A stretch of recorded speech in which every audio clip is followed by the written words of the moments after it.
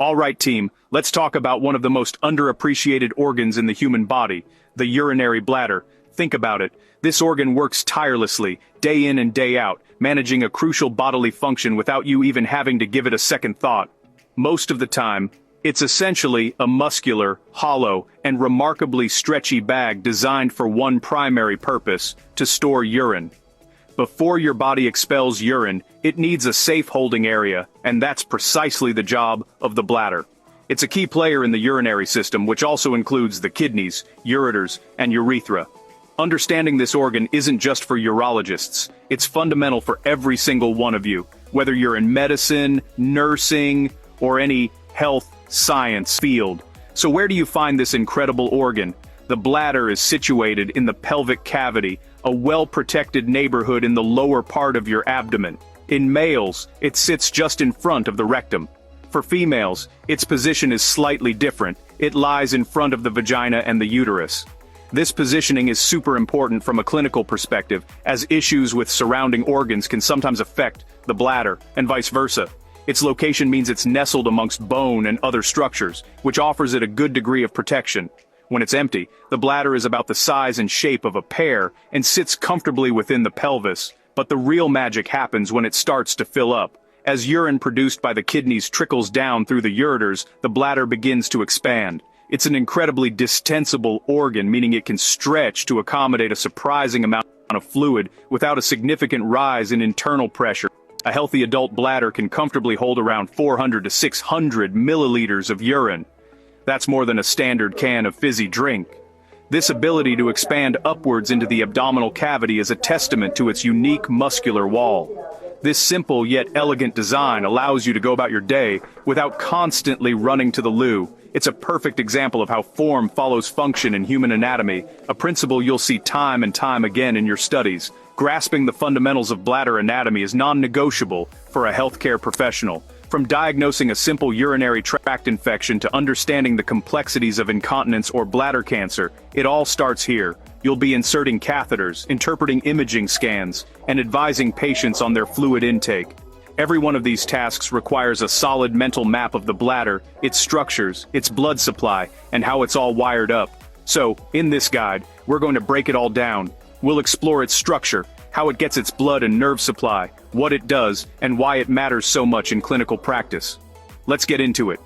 When you first look at the bladder in an anatomy lab, it might seem like a simple, unassuming pouch, but let's take a closer look at its external structure, or what we call its gross anatomy. The bladder can be described as having four main surfaces: a superior, or top, surface, two infralateral, or bottom and side, surfaces, and a posterior, or back, surface, also known as the base. The superior surface is covered by the peritoneum, a thin membrane that lines the abdominal cavity. This is significant because it connects the bladder to the abdominal wall and, in females, to the uterus. The overall shape is often described as a tetrahedron, or a three-sided pyramid, especially when it's empty and resting in the pelvis. At the very top of the bladder, you'll find a point called the apex. The apex points towards the pubic symphysis, which is the joint at the front of your pelvis. Extending from the apex is a fibrous cord called the median umbilical ligament. This ligament is a remnant from your fetal development. It was once the uricus, a channel that drained the bladder to the umbilical cord. At the opposite end, the base of the bladder is its posterior wall. This area is roughly triangular in shape. In males, the base is related to the rectum, with the vas deferens and seminal vesicles situated between them. In females, the base is directly related to the anterior wall of the vagina. The most inferior part of the bladder is called the neck. This is the lowest and most fixed part of the organ, and it's where the bladder constricts to lead into the urethra, the tube through which urine exits the body. The neck is anchored in place by strong ligaments. In males, the neck of the bladder rests directly on the prostate gland, which is a crucial anatomical relationship to remember, as an enlarged prostate can constrict the urethra and cause difficulty with urination. In females, the neck is supported by the pelvic fascia and muscles, which form the pelvic floor. These surrounding structures provide essential support, preventing the bladder from prolapsing. The wall of the bladder is primarily composed of a powerful smooth muscle known as the detrusor muscle. This muscle is arranged in a complex, mesh-like pattern of fibers, running in multiple directions. This unique arrangement is what gives the bladder its incredible ability to stretch as it fills and then contract forcefully and uniformly during urination to expel its contents completely. When the bladder is relaxed, the detrusor muscle allows for storage. When it contracts, it squeezes the bladder from all sides, increasing the internal pressure and pushing urine out. Understanding the detrusor muscle is key to understanding both normal bladder function and many common bladder disorders. Now, let's venture inside the bladder and explore its internal landscape. The inner lining of the bladder is made of a specialized type of tissue called transitional epithelium, or urothelium. This tissue is remarkable. It has the unique ability to stretch and recoil, which is perfect for an organ that needs to change its size so dramatically. When the bladder is empty, the urothelium is several layers thick, and the inner surface appears wrinkled and folded. These folds are called rugae, much like the ones you find in the stomach. These rugae allow the bladder wall to unfold and expand as it fills with urine, smoothing out the internal surface to accommodate the increasing volume. If you were to look inside an empty bladder, you would see these rugae covering most of the internal surface. However, there is one area that is always smooth, regardless of how full or empty the bladder is.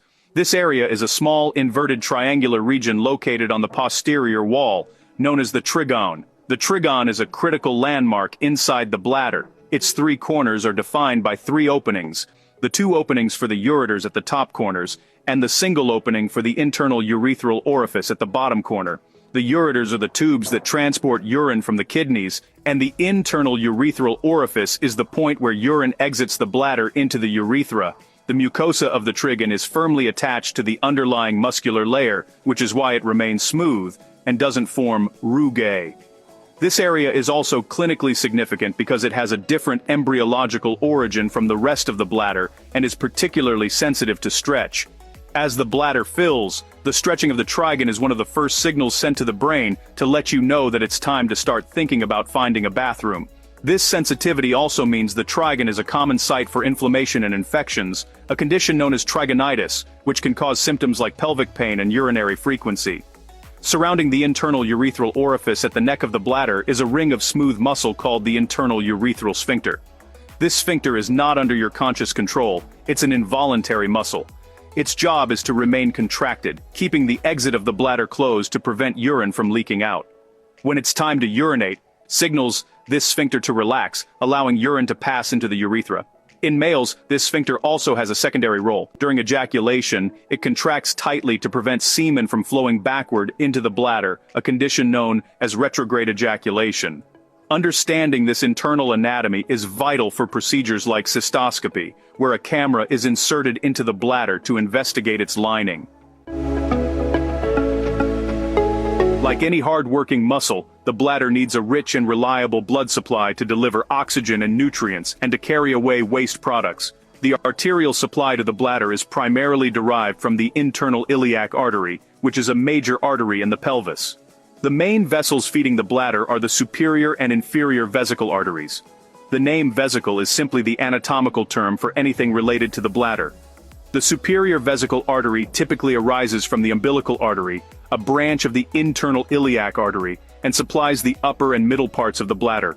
It's a robust vessel that ensures the dome and body of the bladder are well perfused. The lower part of the bladder, including the base and the neck, receives its blood from the inferior vesical artery. This artery also arises from the internal iliac artery, but its origin can be more variable. In males, the inferior vesical artery is a distinct branch that also sends smaller branches to the prostate gland and the seminal vesicles, highlighting the close relationship between these structures. In females, the role of the inferior vesical artery is often taken over by the uterine and vaginal arteries, which provide small branches to the inferior part of the bladder. This is a great example of anatomical variation between the sexes that you need to be aware of. Venous drainage, which is the removal of deoxygenated blood, is just as important. The veins of the bladder generally follow the same pattern as the arteries. Small veins from the bladder wall converge to form a complex network of vessels known as the vesical venous plexus. This plexus is most dense around the inferolateral surfaces and the neck of the bladder. It's a low-pressure system that effectively drains the blood from the detrusor muscle and the bladder's lining. This is clinically important because in males, this plexus is continuous with the prostatic venous plexus, which can be a route for the spread of prostate cancer. From the vesical venous plexus, the blood eventually drains into the internal iliac veins, which then carry the deoxygenated blood back towards the heart. The lymphatic drainage of the bladder is also crucial, especially in the context of cancer, as it's a primary route for tumor cells to spread. Lymphatic vessels from the bladder drain primarily to the external iliac, internal iliac, and common iliac lymph nodes that are located along the major blood vessels in the pelvis. A thorough understanding of this vascular network is essential for surgeons operating in the pelvic region, as they need to control bleeding and accurately assess the spread of disease. The function of the bladder is controlled by a complex interplay of nerves from the autonomic and somatic nervous systems. This intricate wiring allows for both the involuntary storage of urine and the voluntary act of urination. Let's break down the three main sets of nerves involved. First, we have the sympathetic nervous system, which is generally responsible for the fight-or-flight response. In the context of the bladder, the sympathetic nerves promote urine storage. These nerves originate from the T11 to L2 spinal cord segments and travel via the hypogastric nerves to the bladder. They work by relaxing the detrusor muscle, allowing the bladder to fill, and simultaneously contracting the internal urethral sphincter, keeping the exit closed. On the other hand, the parasympathetic nervous system is responsible for the rest and digest functions, and in this case, it's the system that promotes urination, or micturition. These nerves originate from the S2 to S4 spinal cord segments, an area often called the sacral micturition center. They travel to the bladder via the pelvic splanchnic nerves. When activated, the parasympathetic nerves do the opposite of the sympathetic nerves. They cause the powerful detrusor muscle to contract and, at the same time, inhibit the internal urethral sphincter, causing it to relax. This coordinated action is what allows for efficient emptying of the bladder. Finally, we have the somatic nervous system, which is the part of the nervous system under our conscious voluntary control. The key player here is the pudendal nerve, which also originates from the S2 to S4 spinal cord segments. This nerve innervates the external urethral sphincter, a sphincter made of skeletal muscle that surrounds the urethra just after it leaves the bladder. Unlike the involuntary internal sphincter, you have direct control over this one. The pudendal nerve keeps the external sphincter tonically contracted, providing a final voluntary safeguard against urine leakage. When you consciously decide to urinate, you voluntarily relax this sphincter, allowing urine to flow out. These three nerve pathways, sympathetic, parasympathetic, and somatic, don't work in isolation. They are beautifully coordinated by centers in the brainstem, specifically the pontine micturition center and the cerebral cortex. Sensory nerves in the bladder wall detect stretch as it fills with urine. These signals travel up the spinal cord to the brain, giving you the sensation of a full bladder.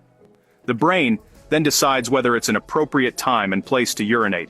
If it is, the brain sends signals down to inhibit the sympathetic and somatic pathways and activate the parasympathetic pathway, resulting in urination. If not, the brain reinforces the storage reflexes until you're ready. The process of urination, or micturition, is a fantastic example of a reflex that is controlled by both involuntary and voluntary inputs. It all begins with the bladder filling up. As urine flows from the kidneys via the ureters, the bladder wall, made of that amazing detrusor muscle, slowly stretches. Embedded within this muscle wall are sensory nerve endings called stretch receptors. These receptors are constantly monitoring how much the bladder wall is being distended. When the bladder is only slightly full, say with about 150 to 200 milliliters of urine, these stretch receptors begin to send low-frequency signals up the spinal cord to the sacral region, S2 to S4. The sensory information comes in, and a parasympathetic motor response is sent back out, causing some minor initial contractions of the detrusor muscle. However, at this stage, these contractions are not strong enough to cause urination. More importantly, the signals also travel up the spinal cord to higher centers in the brain, including the pons and the cerebrum. This is the point where you first become consciously aware that your bladder is starting to fill. It's not an urgent feeling yet, just a gentle nudge from your body that you might need to think about a bathroom break in the near future. As the bladder continues to fill, reaching a capacity of around 300 to 400 milliliters, the stretching becomes more significant. The stretch receptors fire more frequently and with greater intensity. This barrage of sensory signals travels up to the brain and creates a much stronger and more urgent sensation of needing to urinate. At this point, the pontine micturition center in the brainstem is highly stimulated. This center acts like a master switch for urination.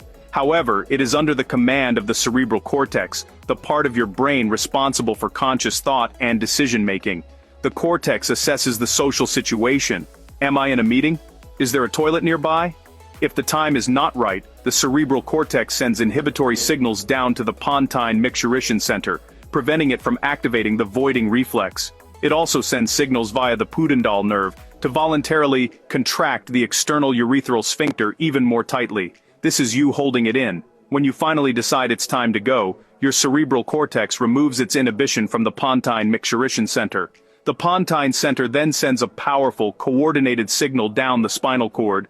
This signal activates the parasympathetic nerves to contract the detrusor muscle forcefully, while simultaneously inhibiting the sympathetic nerves and the somatic, pudendal nerve, causing both the internal and external sphincters to relax. The result is a smooth, efficient, and complete emptying of the bladder. The most obvious and primary function of the bladder is the storage of urine. This might sound simple, but it's a critical role that allows for the intermittent and voluntary excretion of waste products from the body. Without the bladder's storage capacity, we would be constantly leaking urine, as it is continuously produced by the kidneys at a rate of about 1 to 2 milliliters per minute. The bladder's ability to act as a low-pressure reservoir is key. Thanks to the highly compliant nature of the detrusor muscle, the bladder can accommodate a significant volume of urine, up to several hundred milliliters, with only a very slight increase in the pressure inside. This prevents high pressure from backing up into the ureters and potentially damaging the kidneys. The second major function, which is intrinsically linked to the first, is the timely and efficient expulsion of urine. This is the micturition part of the cycle. The bladder doesn't just passively hold fluid, it's an active participant in expelling it. When the time is right, the coordinated contraction of the powerful detrusor muscle ensures that the bladder is emptied completely, or at least almost completely. Incomplete emptying can lead to residual urine being left behind, which can become a breeding ground for bacteria and lead to recurrent urinary tract infections. This powerful muscular contraction is a vital function for maintaining urinary health and preventing complications. A third, often overlooked function of the bladder and its sphincters is to prevent the reflux of urine back into the ureters. At the point where each ureter enters the bladder wall, it does so at an oblique angle. This creates a physiological one-way valve. As the bladder fills and the internal pressure rises, the bladder wall compresses the intramural part of the ureters, effectively sealing them shut. This prevents urine from flowing backward towards the kidneys, a condition known as vesicoureteral reflux, VUR. This is incredibly important because reflux can carry bacteria from the bladder up to the kidneys, leading to serious kidney infections, called pyelonephritis, and long-term renal damage. Finally, the bladder plays a role in providing sensory feedback to the central nervous system. It's not just a passive bag, it's a sensory organ. The stretch receptors in its walls provide the brain with crucial information about the body's state of hydration and fullness.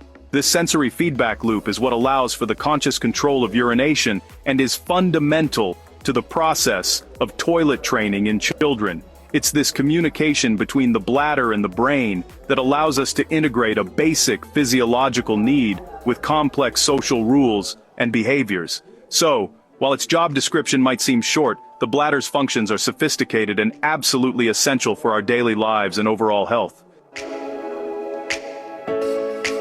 A solid understanding of bladder anatomy and physiology is absolutely critical because so many things can go wrong with it. One of the most common conditions you will encounter in any clinical setting is a urinary tract infection, or UTI. Most UTIs are bladder infections, a condition known as cystitis. Bacteria, most commonly E. coli from the gastrointestinal tract, can ascend the urethra and colonize the bladder. The patient will typically complain of frequent urination, a burning sensation during urination, dysuria, and suprapubic pain, which is pain right over the area of the bladder. Knowing the bladder's location and function helps you understand these classic symptoms. Another major category of bladder problems relates to voiding dysfunction. This can manifest as urinary incontinence, which is the involuntary leakage of urine, or urinary retention, the inability to empty the bladder. There are different types of incontinence, and their mechanisms relate directly to anatomy. Stress incontinence, common after childbirth, is often due to weakened pelvic floor muscles that can no longer support the bladder neck.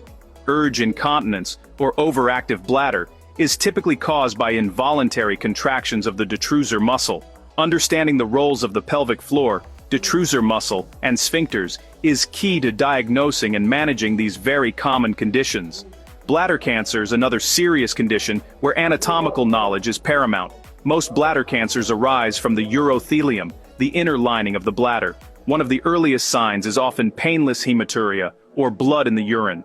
When a urologist performs a cystoscopy to investigate this, they are using their knowledge of the bladder's internal anatomy to look for tumors, which often appear as small, cauliflower-like growths. The location and depth of tumor invasion into the layers of the bladder wall, from the mucosa into the detrusor muscle and beyond, is a critical factor in staging the cancer and determining the patient's prognosis and treatment plan, which can range from local resection to complete removal of the bladder, called cystectomy. Finally, many other medical issues can impact the bladder indirectly. For example, neurological conditions like spinal cord injury, multiple sclerosis, or stroke can disrupt the complex nerve signals controlling the bladder, leading to what is called a neurogenic bladder. This can result in either incontinence or retention, depending on which nerve pathways are affected. Similarly, in older men, benign prostatic hyperplasia, BPH, an enlargement of the prostate gland, can physically compress the urethra as it exits the bladder neck, leading to a weak stream, difficulty starting urination, and a sensation of incomplete emptying. In all these cases, your knowledge of the bladder's anatomy and its relationships to other structures is your foundation for clinical reasoning. So there you have it, a deep dive into the anatomy and function of the human bladder. We've journeyed from its place in the pelvis, explored its muscular walls and delicate lining, traced its blood and nerve supply, and seen how it all comes together to manage one of the body's most essential functions. It might seem like a lot to take in, but I promise you, this knowledge is going to serve you well every single day of your career. The bladder is a common denominator across so many fields of medicine. Whether you're a future surgeon, a nurse on a general ward, a physiotherapist specializing in pelvic health, or a GP, you will be dealing with the bladder and its related issues. Remember that what we've discussed today is just the beginning. Anatomy isn't just about memorizing names and locations from a textbook. It's about building a three-dimensional functional map in your mind. It's about understanding how all these structures work together in a healthy person so that you can figure out what's gone wrong when you're faced with a patient who is unwell. The best way to make this knowledge stick is to actively use it. When you're learning about a new medication, think about how it might affect the autonomic nerves that supply the bladder. When you're studying childbirth, consider the impact on the pelvic floor and bladder support. I really encourage you to seek out every opportunity to see this anatomy in different contexts. Look at radiological images, CT scans, MRIs, and ultrasounds, and try to identify the bladder and its surrounding structures. If you have the chance to observe a cystoscopy or a pelvic surgery, take it. Seeing these organs in a living person provides a perspective that no book or diagram can fully replicate. Ask questions. Be curious. Why is the trigone more sensitive than the rest of the bladder? Why is the blood supply different in males and females? Digging deeper into these questions is what separates a good student from a great healthcare professional. Your journey in medicine is a marathon, not a sprint. Mastering a topic like bladder anatomy takes time and repetition.